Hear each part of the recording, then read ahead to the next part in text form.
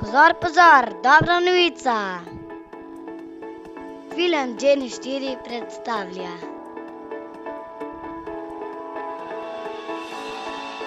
Besedo življenja, besedo, ki objema ves svet.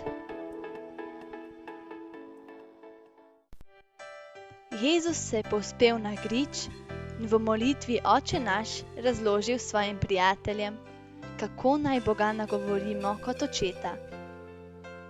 V molitvi Oče naš Boga prosimo odpuščanja za grehe, ki smo jih storili, in mu obljubimo, da bomo tudi mi odpustili tistim, ki so nas žalili.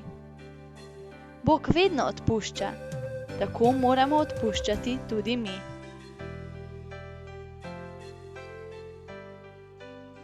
Tukaj se lastnik polja jezi na delavko, ker ji je padla košara s sadjem na tla. Glej, zdaj je uničena, v soboto ti ne bom dal plače.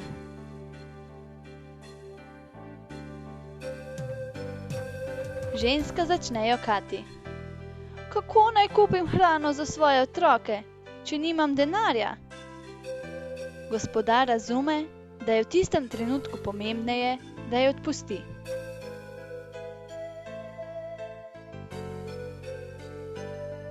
Jezus nam je povedal, da Bog vedno odpušča.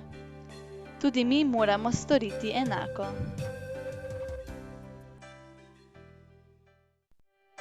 V molitvi Oče naš rečemo Bogu: odpusti nam naše dolge, kakor tudi mi odpuščamo svojim dolžnikom.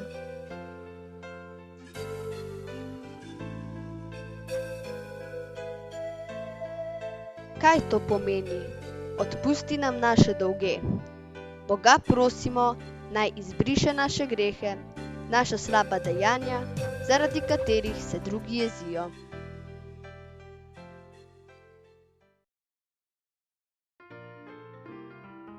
Peter iz Slonokoščene obale pripoveduje: Nekega dne mi je v telovadnici sošolec stopil na nogo in sem se nanj razjezil.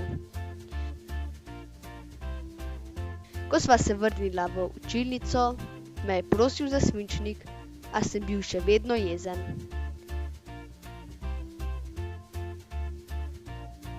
Potem sem pomislil, da mu moram odpustiti in sem mu dal svinčnik.